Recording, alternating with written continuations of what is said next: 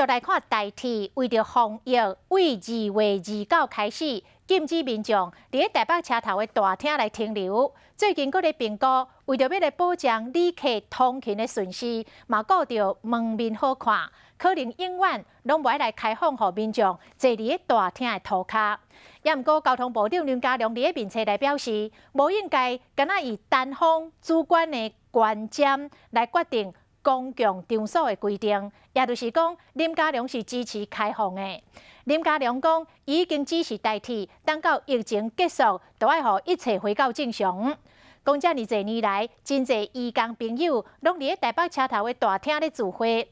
咱希望家己的同胞伫国外安怎互对待，都应该共款安尼来对待着来台湾工作的外籍义工。台铁随后嘛发表声明来表示，目前正咧研究规划。